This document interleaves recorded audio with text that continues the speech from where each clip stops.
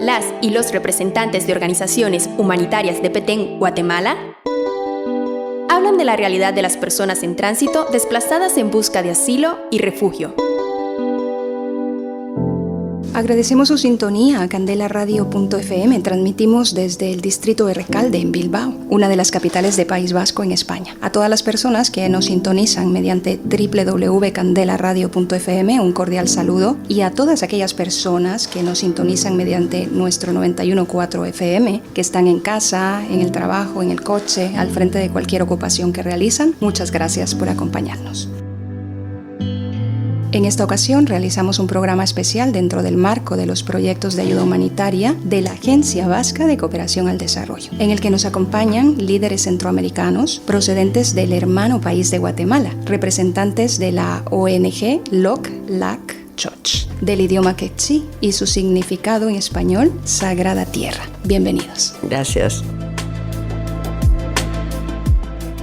Para contextualizar un poco, Guatemala, del náhuatl Guatemalán, que significa lugar de muchos árboles, oficialmente la República de Guatemala. Es un país soberano situado en el extremo noroccidental de América Central. Es el 11º país más poblado de América y su economía es la más grande de América Central. Es una república democrática y representativa, organizada para su administración en 22 departamentos. Su capital y ciudad más poblada es la ciudad de Guatemala, cuyo nombre oficial es Nueva Guatemala de la Asunción.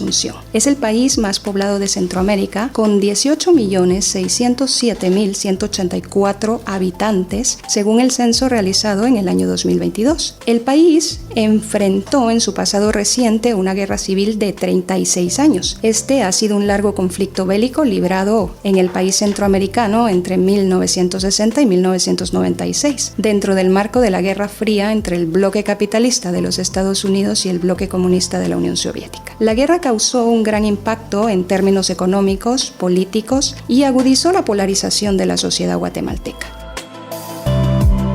La realidad demográfica extremadamente rica y diversa, siendo el componente poblacional mayoritario el compuesto por los pueblos mayas, xinca y garífunas, afrodescendientes, que conviven con la población mestiza. A pesar de que Guatemala es uno de los países con mayor población indígena del mundo, desde el momento mismo de la independencia y partiendo de las raíces heredadas de la colonia, en Guatemala se configuró un modelo de Estado autoritario y excluyente de las mayorías, racista en sus preceptos y en su práctica, que sirvió y sigue sirviendo para proteger los intereses de los restringidos sectores privilegiados. De todas las características que marcan la naturaleza del Estado guatemalteco, tal vez sea este componente racista y discriminatorio el que más fuertemente se ha conservado hasta la actualidad. La guerra civil dejó profundas secuelas sociales, psicológicas, políticas, económicas y también culturales. No es posible comprender el escenario actual sin tomar en cuenta la violencia extrema desatada durante estas décadas, la cual fue calificada desde diversas instituciones internacionales, entre ellas la Organización de Estados Americanos, la Comisión de Esclarecimiento Histórico, la Misión de Verificación de las Naciones Unidas para Guatemala, como genocidio contra el pueblo maya guatemalteco. A más de 20 años del cierre de este conflicto, varios de los motivos que lo generaron persisten. Se mantiene una economía basada en la concentración del poder económico en pocas manos, una estructura estatal débil con pocos recursos por la escasa recaudación fiscal y altos niveles de corrupción. Además, persisten problemas estructurales como la discriminación racial, la desigualdad social, la violencia machista, una profunda situación de pobreza y exclusión y la falta de acceso a la justicia, los cuales constituyen un obstáculo para el pleno respeto a los derechos humanos. Asimismo, persisten estructuras de poder paralelas que impiden la lucha contra la impunidad, la corrupción y el fortalecimiento del Estado de Derecho. Según el PNUD, entre los países latinoamericanos, Guatemala presenta uno de los índices de desarrollo humano más bajos, solamente por encima de Honduras y Nicaragua. Según la red de pobreza multidimensional, el 61.6% de las personas viven en pobreza multidimensional. Si apuntamos la atención específicamente sobre las mujeres, vemos que si bien representan el 51.3% de la población, debido a los roles tradicionales de género y a las estructuras desiguales de poder, se encuentran en una clara desventaja en cuanto a oportunidades frente a hombres.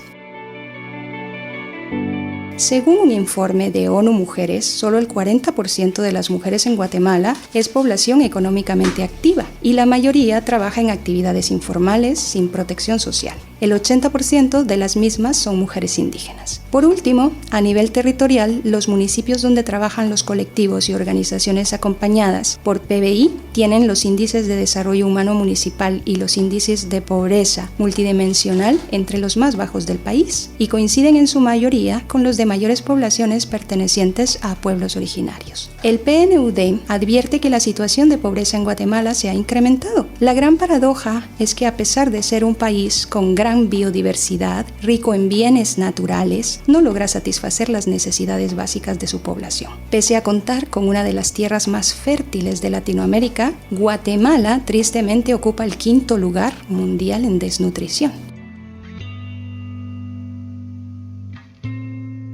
En un departamento como Alta Verapaz, ubicado al norte del país, donde se concentra el mayor número de proyectos hidroeléctricos, más del 60% de las familias no tienen energía eléctrica y el 53.6% de la población se encuentra en situación de pobreza extrema, la tasa más alta del país. Los datos revelan un país con una estructura de distribución de la renta nacional tremendamente regresiva, con la riqueza concentrada en muy pocas manos. Ello deriva en una desigualdad extrema que sitúa a Guatemala entre los 6 países más desiguales de América. Esta misma desigualdad estructural golpea principalmente a la población rural y específicamente a la población indígena, que es la que experimenta los mayores índices de pobreza y extrema pobreza. En esta ocasión le damos la bienvenida a María Luisa Rosal Paz y Paz, quien es coordinadora de gestión de proyectos y coordinadora actual del proyecto de ayuda humanitaria para ONG Sagrada Tierra. Bienvenida, María Luisa. Gracias, Matilda, y les agradecemos la atención de la invitación a Radio Candela. Es un placer compartir con ustedes este programa. También nos acompaña Antonio Villar, quien es presidente y director de la ONG Sagrada Tierra. Bienvenido, Antonio.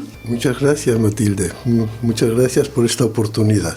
Anteriormente tuvimos la oportunidad de visitar la página web de ONG Sagrada Tierra y en ella pudimos observar los proyectos que ustedes desarrollan en territorio guatemalteco, especialmente en los departamentos de la zona norte. Ustedes en su perfil como ONG mencionan objetivos ligados específicamente al movimiento campesino, a la tierra, el empoderamiento de la mujer, el empoderamiento de jóvenes, pero también ese compartir maravilloso de la cosmovisión maya, además de proyectos generados especialmente en distintos departamentos. En esta ocasión nos gustaría conocer, Antonio, ¿cuáles son los orígenes de ONG Sagrada Tierra? Pues mira, los orígenes lejanos, pero muy reales porque nacieron del sentimiento, fueron en el 1958, que fue el año que yo llegué a Guatemala.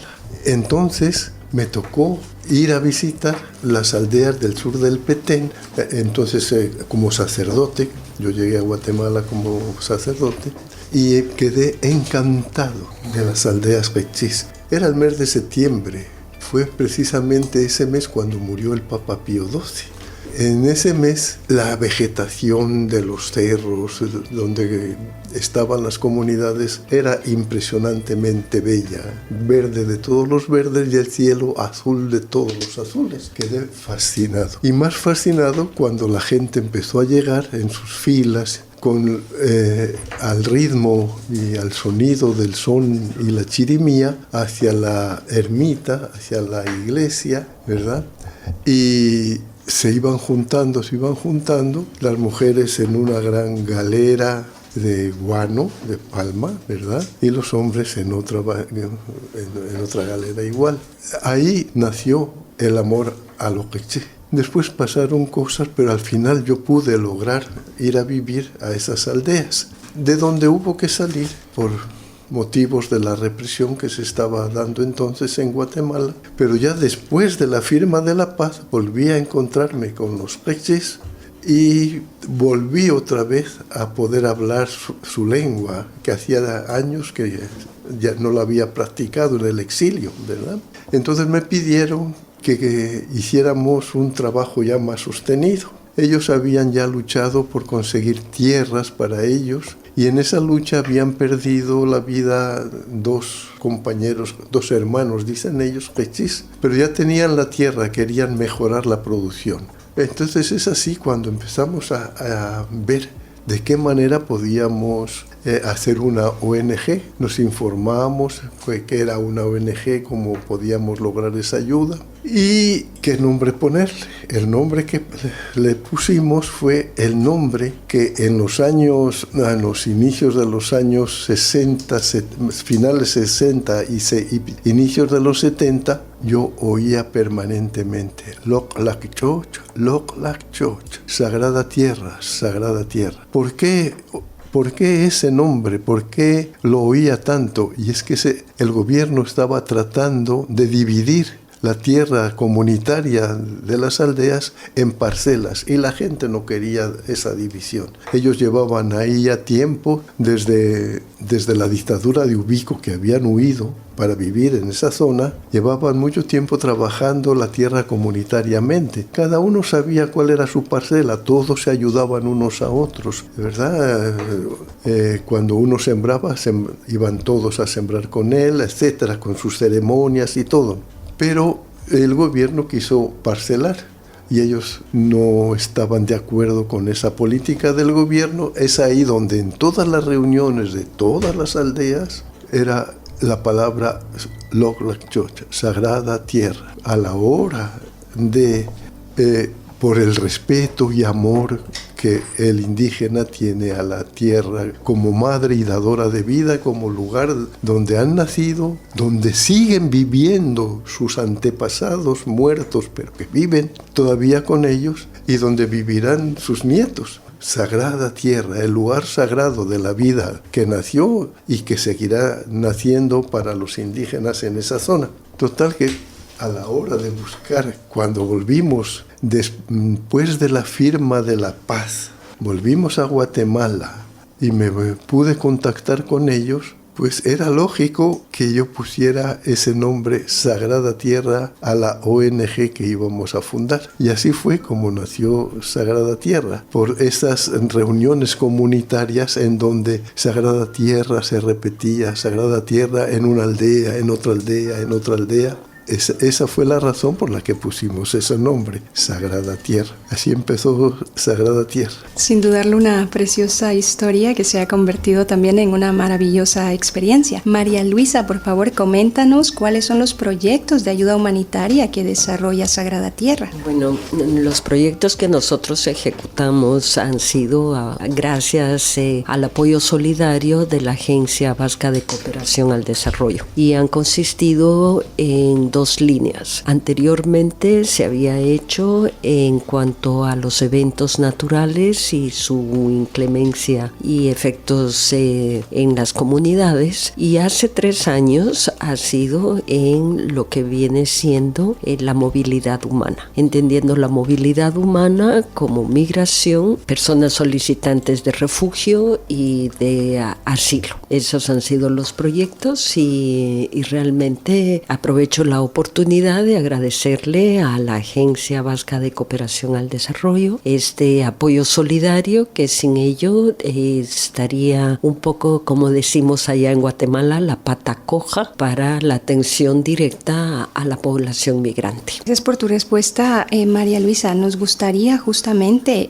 conocer cuál es la participación de ONG Sagrada Tierra en cuanto a los procesos de movilidad humana. Sagrada Tierra viene siendo una ente que trata de contribuir y aglutinar a diferentes entidades que trabajan en el departamento del Petén en relación a la atención directa de la población migrante y solicitante de ayuda. Estos proyectos, o el papel que hace Sagrada Tierra, es el fortalecimiento a instituciones de atención directa a este grupo de población. El primer proyecto que se ejecutó fue hace 3 años y fue en la Casa del Migrante Betania, que está en Santa Elena, Flores Petén, con el fortalecimiento y habituallamiento para la atención directa, la capacitación a la población que pasa, que está en tránsito, asimismo también al personal que atiende directamente a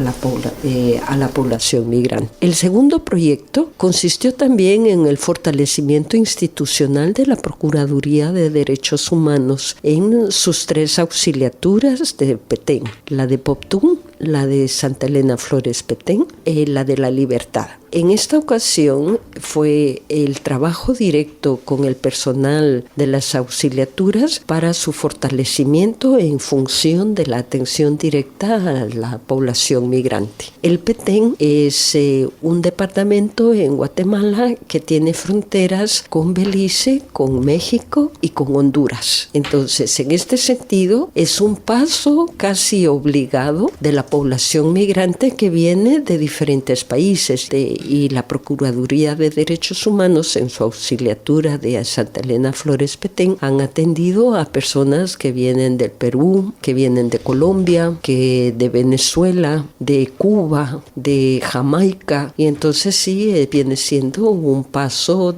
por el norte del país. Gracias, María Luisa. Vamos a dirigir la siguiente pregunta a Antonio. Nos gustaría conocer si ustedes dentro de su organización incluyen a mujeres indígenas como directivas o mujeres que encabezan el desarrollo de los distintos proyectos. Yo no digo la mujer indígena porque lo indígena es muy amplio. Está el altiplano con toda su riqueza de culturas, pero lo que sí, eso es lo que yo más conozco. Entonces, yo me admiraba mucho y me emocionaba cuando veía, íbamos por el camino, primero iba el hombre cargando lo que ahora sería mochila, ¿verdad? Allá es champá.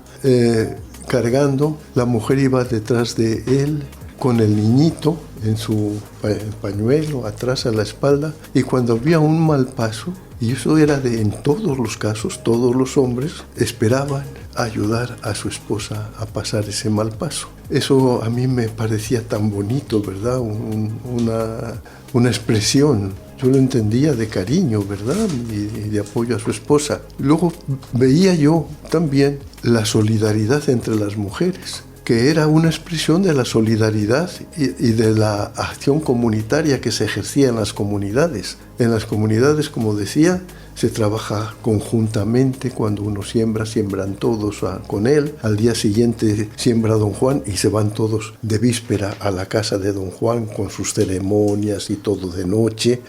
Y cuando regresan hacia mediodía, todos comen juntos el caquic, ¿verdad?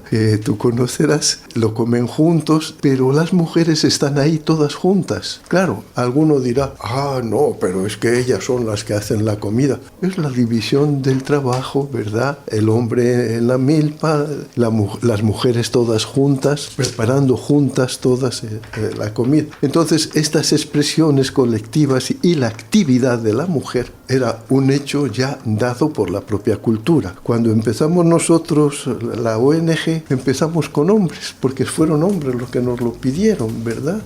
Bueno, pues muy bien, ¿qué vamos a hacer? No, pues vamos a preparar a técnicos agrícolas, campesinos, ¿verdad? Y las diferentes comunidades. Apenas vieron las otras comunidades que se estaba dando un proyecto de mejora de la producción de maíz, de frijoles y de diversificación de otros productos, se juntaron varias comunidades y fueron a hablar conmigo y me dijeron, mira, nosotros también somos quechís, nos tienes que ayudar. Ya nos hemos organizado, ya hemos ido a la municipalidad y ya tenemos nuestra asociación con presidente, secretario y tesorero. Tienes que ayudarnos. Pues había que ayudar. Pero, claro, los hombres trabajan más fuera de casa y las mujeres empezaron a tomar de su iniciativa y empezaron a pedir que ellas también formaban parte de la comunidad. Y yo decía, pero si aquí lo que se trata es de producir más, y ahora con las mujeres que vamos, no, pues sí, queremos aprender a hacer corte y confección, queremos aprender a hacer el tejido que se está perdiendo entre nosotras las quechís, el tejido nuestro se está perdiendo. Bueno, empezamos con eso. Pero poco a poco las mujeres fueron asumiendo toda la dinámica de las comunidades, ¿verdad?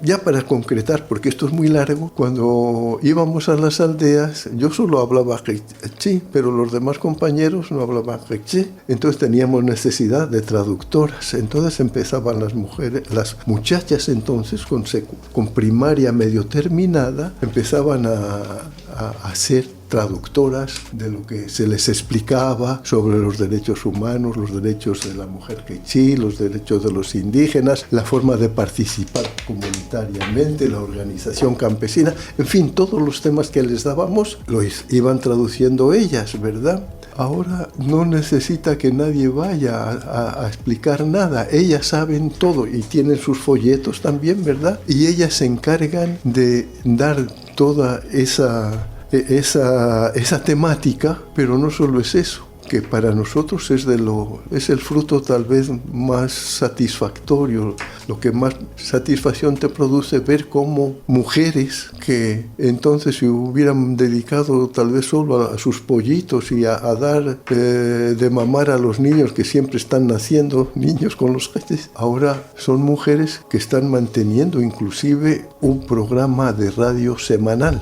Pero la radio les pidió que ya no fuera media hora, que fuera 1 hora, porque el éxito, esa radio, ese programa se hace en quechí, y es un programa en donde intervienen directamente las aldeas de diferentes lugares. Yo calculo que cerca de 500,000 de quechís escuchan el programa de la radio, ¿verdad? Les preguntan y contestan, ¿cómo es eso que hacen ustedes la siembra de traspatio, por ejemplo?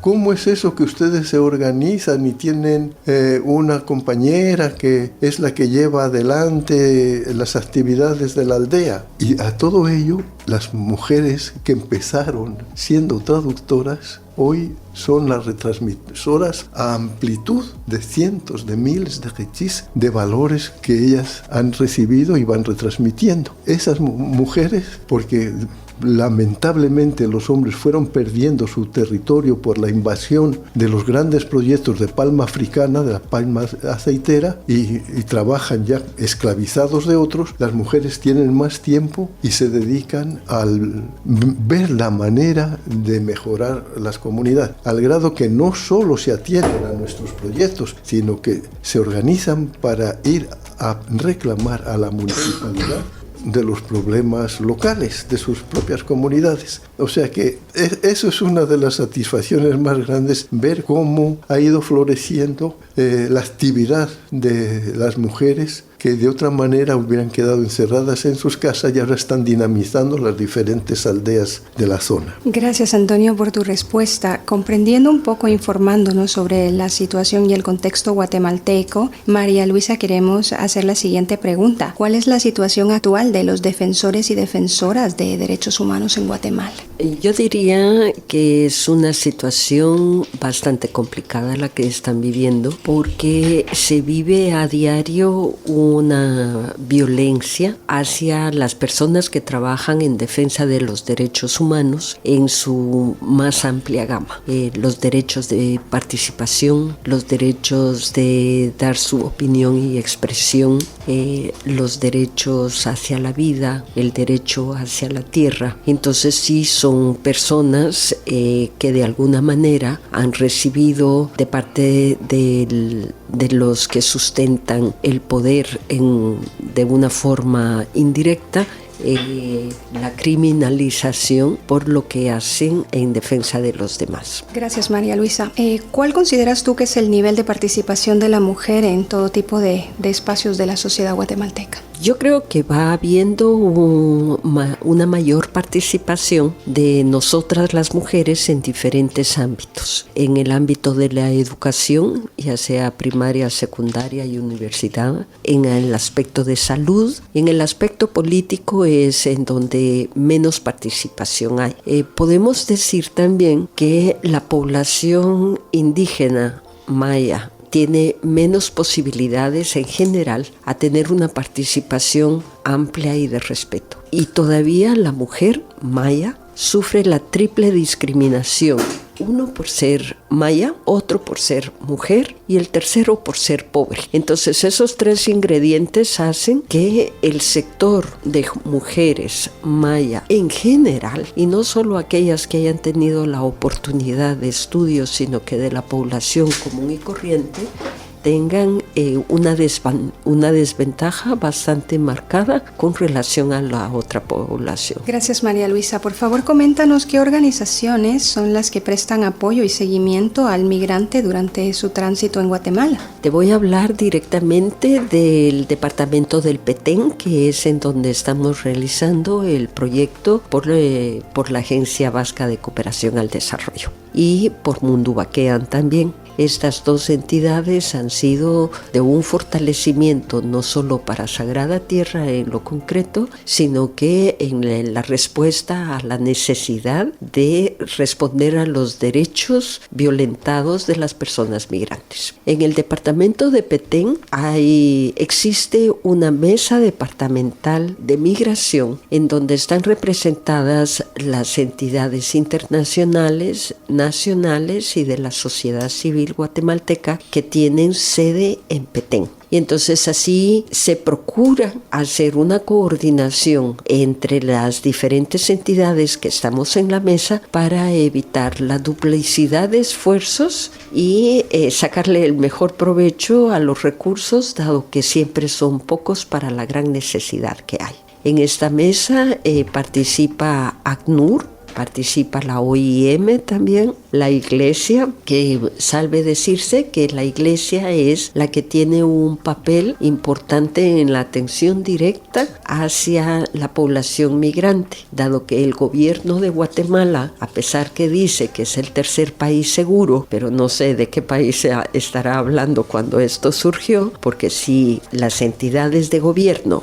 no pueden dar seguridad a los nacionales, se les complica mucho más dar una seguridad y responder a los derechos insatisfechos de otras personas que llegan de otros países. De igual manera hay ONGs como Tanushil, como Sagrada Tierra, como Azorech, que participamos en estos. Entidades de gobierno, está Refugio de la Niñez también, y procuramos compartir información, compartir recursos. Por ejemplo, nosotros a través del proyecto tuvimos la oportunidad de formar kits de higiene diferenciado por sexo y edad para los migrantes. Dado que otras organizaciones cubrían otras rutas de migración, pues les pudimos dar de estos equipos para que el migrante tuviera acceso a estos kits de higiene. Pues de eso se trata un poco la Mesa del Migrante. Gracias, María Luisa, gracias, Antonio. Nos ha resultado muy importante poder conocer de sus propias voces a qué se dedica y qué proyectos desarrolla ONG Sagrada Tierra en el norte del país guatemalteco, sabiendo que Guatemala es